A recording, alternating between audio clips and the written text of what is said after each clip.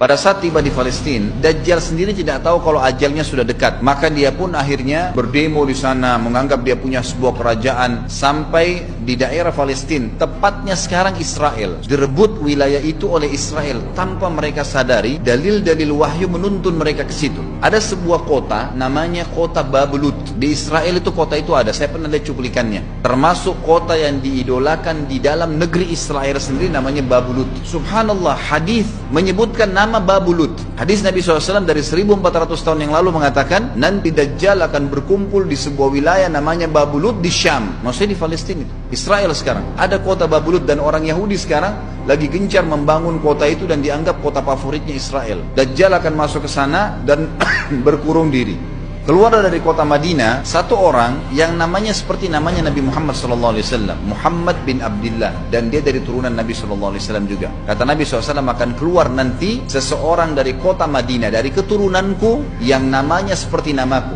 Muhammad bin Abdullah. Juga sama posternya, parasnya seperti aku, sama dengan Nabi SAW, persis alisnya, rambutnya, kulitnya dari turunan Nabi SAW, tapi dari asli kota Madinah. Sebagian ulama hadis mengatakan dari turunan Hasan radhiyallahu anhu ajmain, tapi akhlaknya bukan seperti akhlakku. Tentu tidak mungkin ada orang yang sama dengan akhlak Nabi SAW.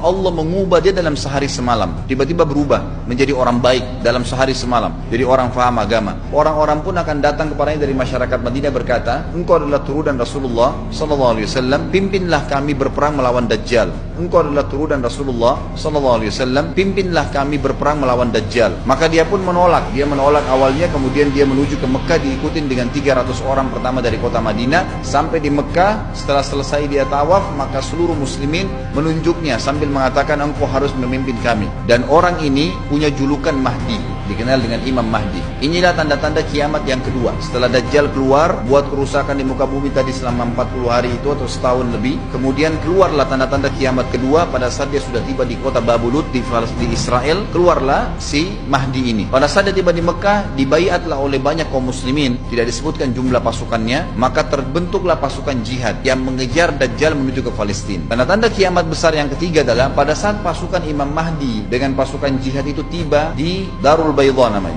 kota putih yang ada menara putihnya, dan itu sekarang di negeri Syam, tepatnya di Damaskus, ibu kota Syria. Hadis menyebutkan di menara itulah, di masjid itulah Imam Mahdi mampir sholat asar bersama pasukannya. Pada saat itulah datang tanda-tanda kiamat besar yang ketiga, yaitu turunnya Nabi Isa alaihissalam. Kata Nabi SAW dalam hadis Bukhari, hadis Muslim, hadis Sahih semuanya, dikatakan Isa alaihissalam akan turun sambil memegang kedua sayapnya malaikat, dan dari rambutnya yang basah meneteskan air, dan semua muslimin waktu itu menyaksikan. Dan ini wahyu, penyampaian, pasti terjadi. Maka dia pun turun, lalu kemudian